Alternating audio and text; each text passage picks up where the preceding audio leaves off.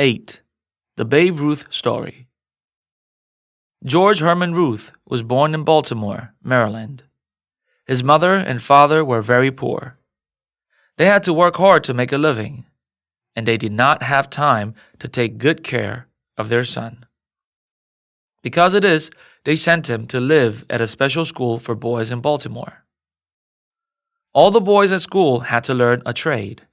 The teachers decided young George should learn to be a tailor. But he soon showed that playing baseball was the thing he could do best.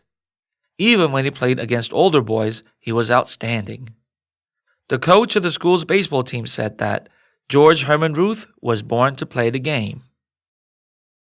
When George was 19 years old, he had some good luck. The owner of a professional baseball team in Baltimore heard about George and came to the school to see him play. He thought George was terrific.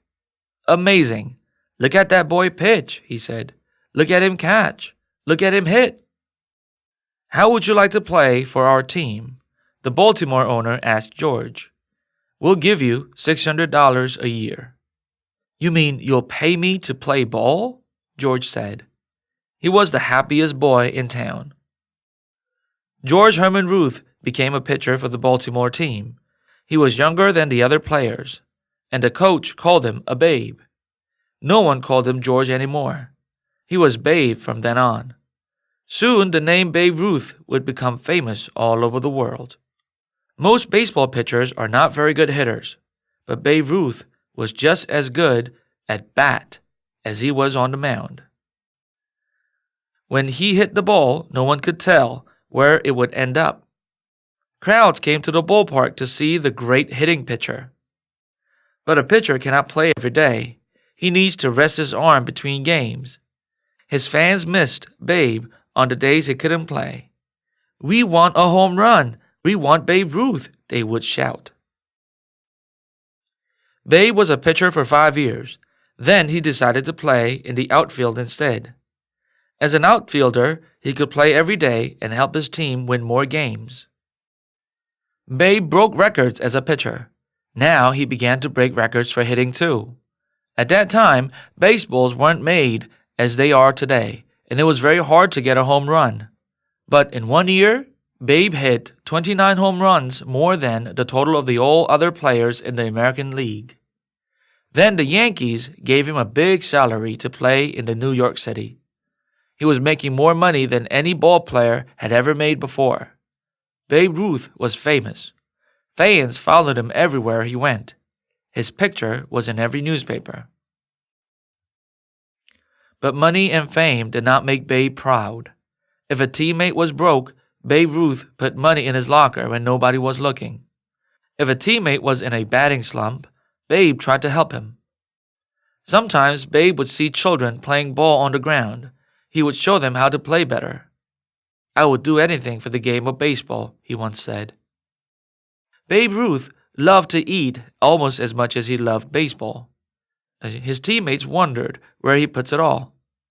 Babe was always ready to eat even just before a game. Babe Ruth ate and drank so much that he often got a bad stomach aches, so he also began to get fat. "Lose some weight," the Yankee manager told him. So, instead of going to restaurants, Babe Ruth went to a gym. He did exercises.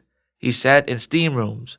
Babe Ruth lost weight, but for a time, he became less skillful at hitting a baseball. Now the fans booed him when he came up to bat. Babe felt bad. He wanted to play well and make the fans happy. Even when things looked bad for Babe, there were some fans who still believed in him, the children. One day, Babe Ruth got a phone call from a hospital. "Could you come to visit the sick children?" a doctor asked. "You would make them very happy." "I'll be right there," said Babe Ruth. Babe Ruth shook hands with all the children.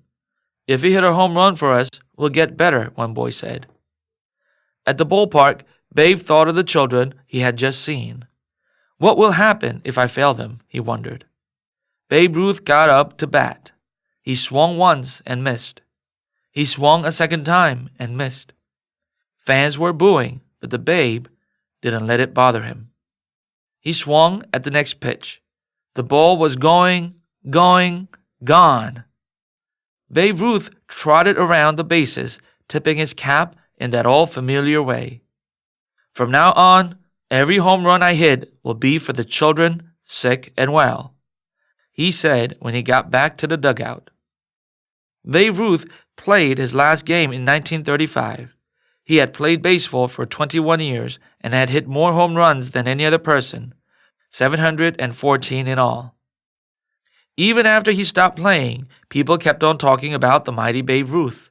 In 1948, the Yankees asked Babe Ruth to come for a special program at Yankee Stadium. Babe was very sick, but he got dressed in his Yankee uniform to greet his fans.